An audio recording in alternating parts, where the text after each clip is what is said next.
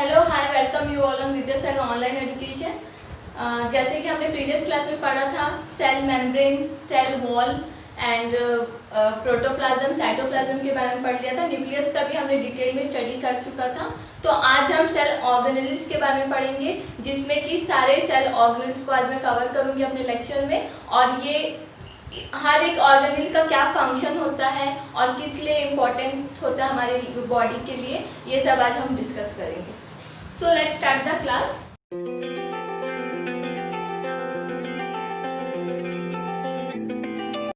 आज हम cell organelles के बारे में पढ़ेंगे, है ना। तो मैंने यहाँ पे टॉपिक लिख दिया, क्लास 8 का है।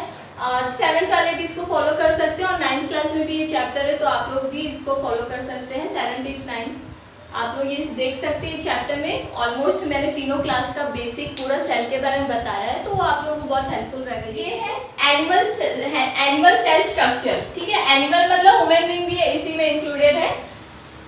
ये सेल स्ट्रक्चर एनिमल का है, जिसे सारे ऑर्गेनेल्स को मैंने यहाँ पे शो किया हुआ है ना, सब दिख रहा है।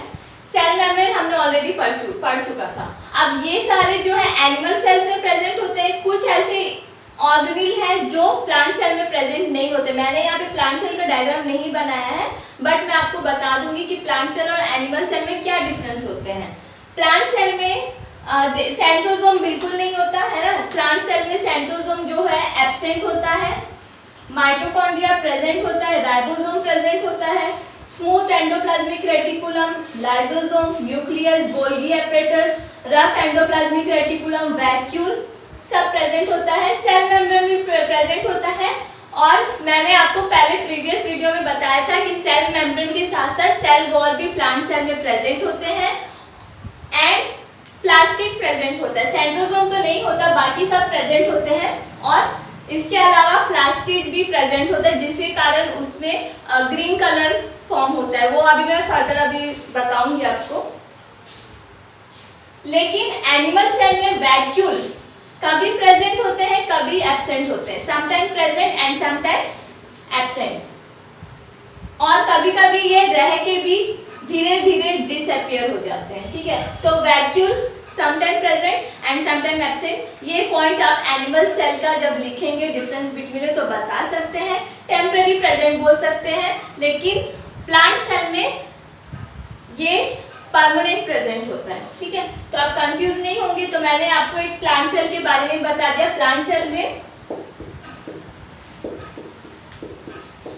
सेल में वैक्यूल्स होते हैं। Vacuoles are present, plastid are present, centrosome absent रहता है। डिफरेंस बिटवीन आप जब लिखोगे एनिमल सेल और प्लांट सेल का, तो आप बता सकते हैं सेंट्रोसोम क्या होता है, एब्सेंट होता है, ठीक है। नाउ वैक्यूल्स के बारे में आज हम पढ़ेंगे। वैक्यूल्स जो है एक राउंड शेप का स्ट्रक्चर रहता है, उसमें एनिमल सेल में प्रेजेंट होता है। ये जो होता है फ्लूइड फिल्ड मेम्ब्रेन होता है। फ्लूइड इसमें प्रेजेंट होता है। फ्लूइड मतलब लिक्विड टाइप का सब्सटेंस इसके अंदर प्रेजेंट रहेगा।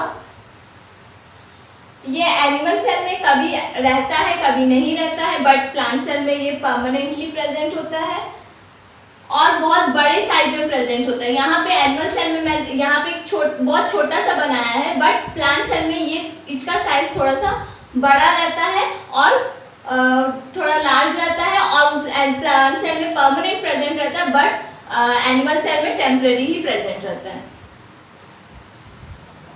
इसका फंक्शन मैं बता रही हूँ आप लोगों को। It provide turgidity and rigidity. ये टर्जिडिटी एंड रिजिडिटी प्रोवाइड करता है, मतलब ये थोड़ा सा फ्लेक्सिबल रहता है, ठीक है। और ये जो है स्टोर करता है फूड को। जो भी फूड हम इंटेक करते हैं, जो भी फूड इंटेक होता है हमारे बॉडी में, ये वैक्यूल्स क्या करते हैं, उसको स्टोर करते हैं। नेक्स्ट है रफ एंडोप्लाज्मिक रेटिकुलम। आपने एंडोप्लाज्मिक रेटिकुलम का नाम सुना होगा।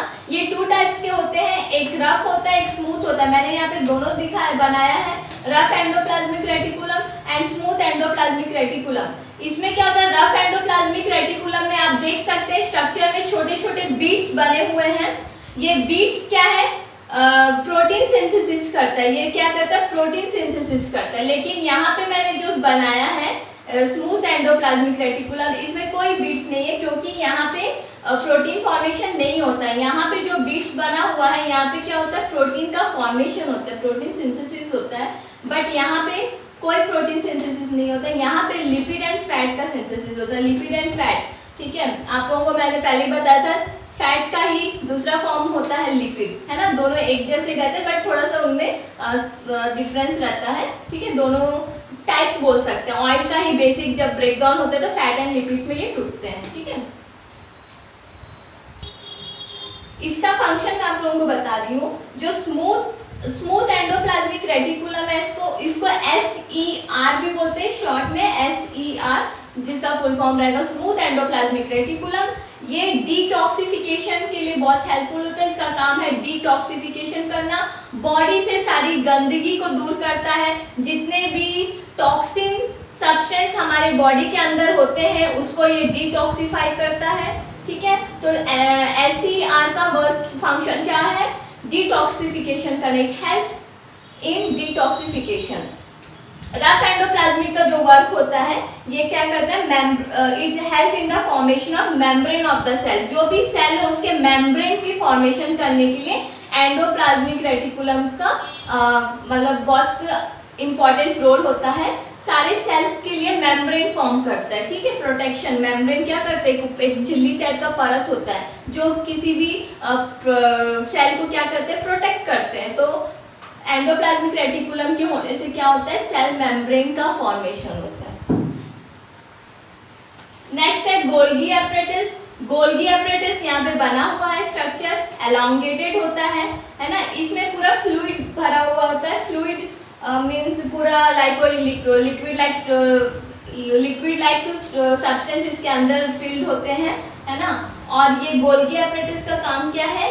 पैकेजिंग करना, कुछ भी चीज़ों को सीक्रेट करके रखना और कुछ भी इम्पोर्टेंट सब्सटेंस को इधर से उधर ट्रांसफर भी करते हैं, डिस्पैच भी करते हैं।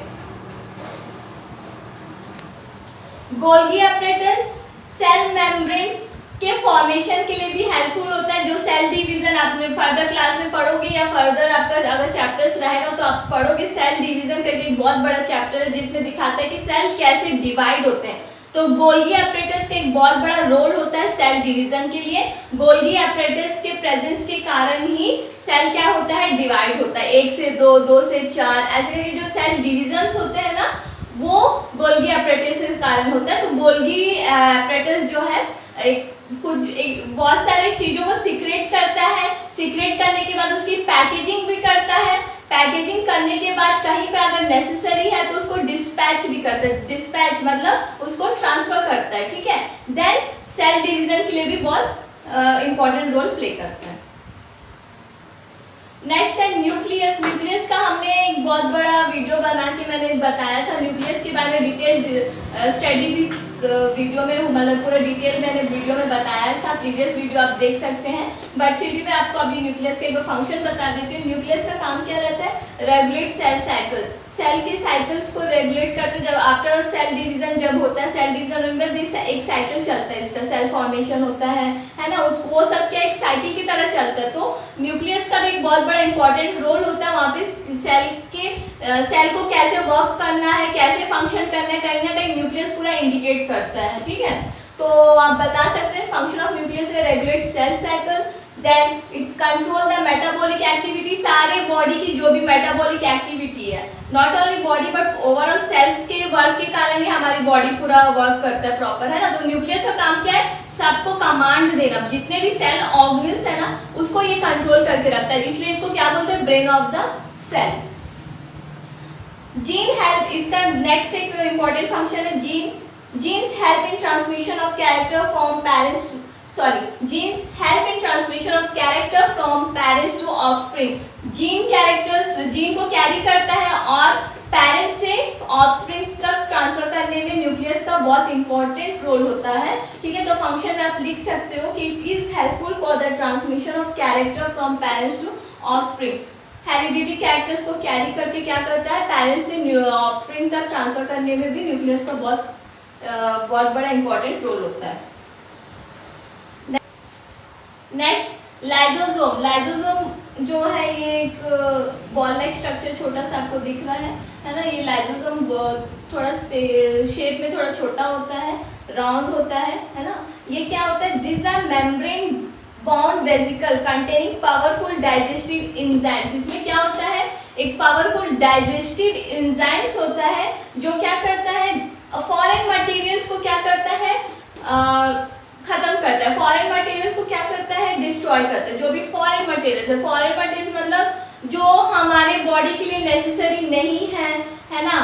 फॉरेन मटेरियल्स लाइक मतलब एकदम हमारी बॉडी के लिए नेसेसरी नहीं है, इम्पॉर्टेंट नहीं है, और अगर इसके प्रेजेंट कुछ फॉरेन मटेरियल्स के प्रेजेंट होने के कारण अगर हमारे बॉडी को कुछ हार्म पहुंचाएगा, तो लाइसोसोम का काम क्या है, उस चीज को खत्म करना, उस चीज को क्या करना, डिस्ट्रॉय करना। तो ये भी कोई भी फॉरेन मटेरियल्स को बिल्कुल अलाउ नहीं करता हमारे बॉडी में, है ना। और अगर इनकेस कोई फॉरेन मटेरियल्स हमारे बॉडी में आ भी जाते हैं तो उनको ये कंट्रोल करता है, डिस्ट्रॉय कर देता है, और ये हमारे बॉडी को अफेक्ट होने, कुछ भी हार्म से अफेक्ट होने में क्या करता है, हेल्प करता है। और ये कभी कभी खुद के सेल्स को भी खा लेता है। खुद के सेल्स को खा लेना मतलब अगर इसके अंदर के सेल्स अब काम के नहीं हैं या वो खराब हो चुके हैं, तो ये क्या करता है, अपने ही सेल को क्या करता है, खा लेता है। इसीलिए इसको क्या बोलते हैं, सुसाइडल बैग भी बोला जाता है। ये कॉम्पिटिटिव एग्जाम्स में भी क्वेश्चंस आते हैं कि which organism is called suicidal bag, तो आप उसमें बता सकते हो कि lysosome is called the suicidal bag because it destroy its own cells, है ना। ये क्या करता है, अपने ही सेल्स को क्या करता है, डिस्ट्रॉय कर देता है। अगर वो सेल्स खराब हो चुके हैं या हमारे बॉडी के लिए नेसेसरी नहीं है, हमारे बॉडी को अगर हार्म पहुंचाएगा, तो लाइसोसोम क्या करता है, उस सेल्स को खा के खत्म कर देता है। ठीक है, तो लाइसोसोम का भी एक बहुत बड़ा इंपॉर्टेंट रोल है हमारे बॉडी में, है ना, सेल के अंदर जो प्रेजेंट होता है। तो फंक्शंस में आप लोग लिख सकते हो, they destroy foreign materials, they remove worn out cells, they act as suicidal bag. Okay, next smooth endoplasmic reticulum. तो स्मूथ एंडोप्लाज्मिक रेटिकुलम का मैंने पहले ही बता दिया था कि डिटॉक्सिफिकेशन करने के लिए हेल्पफुल होता है। कोई भी टॉक्सिन सब्सटेंस, है ना, अनवांटेड मटेरियल्स को क्या करता है, ये बाहर करता है। नेक्स्ट है ribosome. Ribosome smooth endoplasmic reticulum, इसका मैंने पहले ही आपको बता चुका था कि डिटॉक्सिफिकेशन करता है। कोई भी टॉक्सिन्स या अनवांटेड मटेरियल्स को बॉडी से रिमूव करने के लिए बहुत ज़्यादा हेल्पफुल होता है। नेक्स्ट है राइबोसोम। राइबोसोम को प्रोटीन फैक्ट्री बोला जाता है क्योंकि इसका काम क्या होता है, प्रोटीन को सिंथेसिस करना। राइबोसोम का काम क्या करना रहता है, प्रोटीन बनाता है ये, इसलिए इसको क्या बोलते हैं, प्रोटीन फैक्ट्री, है ना। तो ये क्या करता है, प्रोटीन बनाता है। तो इसका काम क्या है, ribosome is helpful for the formation of protein, और ऐसे भी लिख सकते हो कि it is helpful for the synthesis of protein. Protein होता है, वो आपको पता ही है कि मैनी सेलुलर फंक्शंस के लिए हेल्पफुल होता है। जो भी अगर हमारा सेल्स डैमेज हो गया है तो उसको रिपेयर करने के लिए प्रोटीन का बहुत बड़ा क्या कंट्रीब्यूशन होता है। वो क्या है कि जो भी सेल डैमेज हो गया है या किसी सेल को रिपेयर की जरूरत होती है, तो क्या करता है, प्रोटीन हेल्प करता है। प्रोटीन के कारण क्या होता है, न्यू सेल्स बनते हैं, है ना, और न्यू सेल्स बनते हैं तो अपने आप जो भी डैमेज सेल्स है वो क्या होता है, रिपेयर होता है। राइबोसोम के प्रोटीन्स क्या है, देखिए छोटे छोटे ग्रैन्युल्स टाइप के पार्टिकल्स हैं, छोटे छोटे ग्रैन्युल्स इसमें प्रेजेंट है, मतलब छोटे छोटे दाने टाइप के रहते हैं, बीड्स टाइप के रहते हैं। ये क्या करता है, साइटोप्लाज्म में फ्लोट करते हुए एंडोप्लाज्म में जाके अटैच हो जाता है। जैसे कि मैंने अभी आपको बताया था, रफ एंडोप्लाज्मिक रेटिकुलम में ये जो बीड्स बने हुए हैं ये प्रोटीन के बने हुए हैं। तो ये प्रोटीन के क्यों बने हैं कि ये जो राइबोसोम्स होते हैं ना, जब इसमें से प्रोटीन सिंथेसिस होता है तो छोटे छोटे बीड्स के जो बीड्स फॉर्म में जो प्रोटीन्स होते हैं ये फ्लोट होते हुए जाके एंडोप्लाज्मिक रेटिकुलम में क्या होते हैं, अटैच हो जाते हैं। माइटोकॉन्ड्रिया डबल मेम्ब्रेन का होता है, एक इनर मेम्ब्रेन और आउटर मेम्ब्रेन। माइटोकॉन्ड्रिया के पास खुद की डीएनए होती है, it has its own DNA. Fluid containing रहता है, फ्लूइड रहता है इसके अंदर जिसमें डीएनए और राइबोसोम्स प्रेजेंट होता है। मतलब उस फ्लूइड में डीएनए एंड राइबोसोम्स की जो क्वांटिटी है वो कहीं ना कहीं बहुत ज़्यादा होती है। ठीक है, इसका फंक्शन क्या होता है, जब हम कोई भी खाना खाते हैं, जो भी फूड हम इंटेक करते हैं, इंटेक करने में जो ब्रेक डाउन होता है, ब्रेक डाउन होने के बाद जो एनर्जी हमको मिलती है ना, वो सारे एनर्जी क्या माइटोकॉन्ड्रिया स्टोर करके रखता है। माइटोकॉन्ड्रिया स्टोर करके रखता है केमिकल फॉर्म में। उस केमिकल फॉर्म का नाम है एटीपी। एटीपी का फुल फॉर्म है एडिनोसाइन ट्राइफॉस्फेट, है ना। ये energy after the intake of the food जो ब्रेक डाउन होता है, एनर्जी जो ब्रेक डाउन होता है, सारे एनर्जी माइटोकॉन्ड्रिया अपने अंदर ले लेता है, उसको स्टोर करके रखता है एटीपी के फॉर्म में, है ना। इसीलिए इसको हम क्या बोलते हैं, power house of the cell. ये क्या है, power house of the cell बोलते हैं। हमारे सेल को, हमारे बॉडी को एनर्जी देता है mitochondria. Because of mitochondria we get energy, that's why it is called power house of the cell.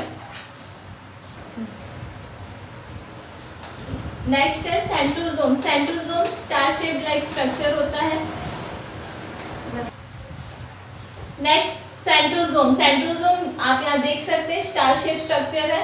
Centrosome का क्या काम होता है, they maintain the chromosome number during cell division. Centrosome का क्या काम रहता है, क्रोमोसोम्स के नंबर को मेंटेन करके रखता है और फिर उसको फर्दर भेजता है सेल डिवीजन के लिए। ये क्या करते हैं, सारे क्रोमोसोम्स अपने हमारे बॉडी का जो भी सेल्स में जितने भी क्रोमोसोम्स प्रेजेंट होते हैं, वो क्या सेंट्रोसोम क्या करता है, उसका मेंटेन करके रखता है और उसको वक्त आने पे क्या करता है, उसको भेजता है कि कब इसको सेल डिवीजन के लिए परफॉर्म करना है, क्या है क्या नहीं, मतलब क्रोमोसोम का पूरे फंक्शंस को क्या करता है, ये कंट्रोल करके रखता है centrosome. The centrosome help in cell division. Cell division के टाइम भी ये बहुत हेल्पफुल होता है ना। They maintain the chromosome number during the cell division. They also stimulate the changes in the shape of cell membrane. बीच कभी कभी सेल मेम्ब्रेन के शेप को भी मेंटेन करके शेप को रखता है और कभी कभी अगर जरूरत पड़ने पे उसके शेप को ये चेंज भी करता है।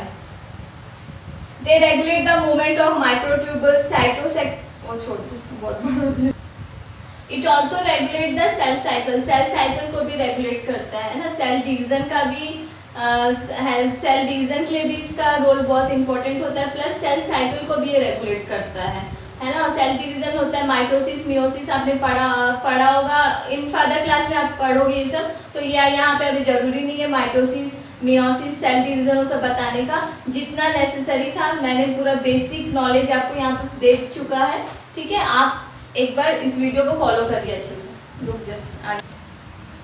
Plastid, it is only found in plant cell. Plant cell में ही बस प्लास्टिड प्रेजेंट होता है। 3 types of plastid, leucoplast, chromoplast and chloroplast. Leucoplast जो होता है कलरलेस होता है, क्रोमोप्लास्ट कलर्ड होता है एंड क्लोरोप्लास्ट ग्रीन कलर्ड होता है। क्लोरोप्लास्ट का तो आपको पता है, फोटोसिंथेसिस के लिए जो ग्रीन पिगमेंट होता है वो क्लोरोप्लास्ट के कारण होता है ना। क्रोमोप्लास्ट कलर्ड होता है।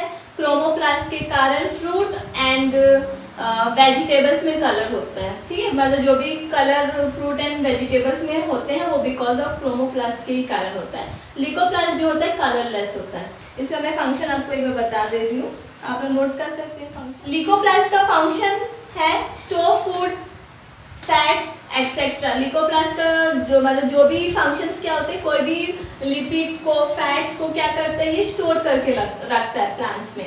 क्रोमोप्लास्ट का क्या काम रहता है, क्रोमोप्लास्ट कोई भी फ्रूट को, फ्लावर्स को क्या करता है, कलर प्रोवाइड करता है, imparts colour to fruits and flowers. Chloroplast का क्या काम होता है, हेल्प इन फोटोसिंथेसिस।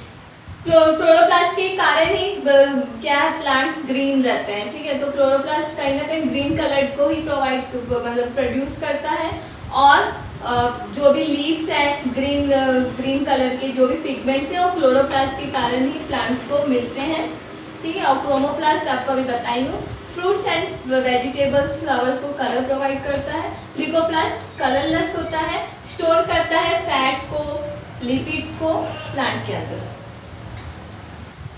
क्लोरोप्लास्ट को किचन ऑफ द सेल भी बोला जाता है, तो आपको ये भी पता होना चाहिए कि किचन ऑफ द सेल किसको बोलते हैं। क्लोरोप्लास्ट को किचन ऑफ द सेल बोलते हैं क्योंकि ये सब चीज़ को क्या करता है, स्टोर करके रखता है। प्लांट का हर चीज़ को क्या करता है, स्टोर करके रखता है, ठीक है। इसलिए इसको क्या बोलते हैं, kitchen of the cell. Kitchen of the cell इसलिए भी कहा जाता है क्योंकि इसमें फूड प्रिपेयर होता है। ड्यू टू क्लोरोप्लास्ट क्या होता है, जो भी प्लांट का जो फूड प्रिपरेशन होता है, क्लोरोप्लास्ट क्या करता है, फोटोसिंथेसिस के लिए हेल्पफुल होता है। फोटोसिंथेसिस का काम क्या है, फूड बनाना है ना, manufacturing of food for the plant. तो ये क्या करता है, क्लोरोप्लास्ट को इसलिए हम क्या बोलते हैं, किचन ऑफ द सेल, क्योंकि जो भी फूड है, जो भी फूड प्रिपरेशन होता है प्लांट के लिए, जो क्लोरोप्लास्ट के कारण ही होता है, इसलिए इसको क्या बोलते हैं, kitchen of the cell. Difference between plant cell and animal cell. अब जब हम सेल ऑर्गेनेल्स के बारे में पढ़ चुके हैं तो हम आराम से बता सकते हैं कि एनिमल सेल और प्लांट सेल में क्या क्या डिफरेंस है। फिर भी मैं यहाँ पे एक बार लिख दी हूँ, आप लोग एक बार रिवाइज भी कर सकते हो। जैसे कि मैंने पहले बताया था कि प्लांट सेल में सेल वॉल प्रेजेंट होता है और एनिमल सेल में सेल वॉल एब्सेंट होता है, तो आप लोग डिफरेंस बिटवीन में ये पॉइंट लिख सकते हो। नेक्स्ट है, प्लांट सेल में प्लास्टिड प्रेजेंट होता है और एनिमल सेल में प्लास्टिड क्या होता है, absent. Point, in plant cell vacuoles are present but in animal cell vacuoles are temporary present और absent। या तो ये कभी कभी प्रेजेंट होता भी है या कभी कभी वो एब्सेंट भी हो सकता है, लेकिन कभी कभी प्रेजेंट होके भी वो धीरे धीरे डिसअपियर भी हो सकता है ना। तो वैक्यूल्स का पोजीशन जो एनिमल सेल में वो टेम्पररी रहता है। In plant cell centrosomes are absent but in animal cell centrosomes are present. So these are the difference between of plant cell and animal cell. So I hope आपको ये video, आज का lecture बहुत पसंद आया होगा। अगर पसंद आया होगा तो हमारे चैनल को लाइक करिए और अगर आप हमारे वीडियो को फर्स्ट टाइम देख रहे हो तो चैनल को सब्सक्राइब करिए। और कोई भी डाउट है तो प्लीज़ कमेंट सेक्शन में कमेंट करिएगा।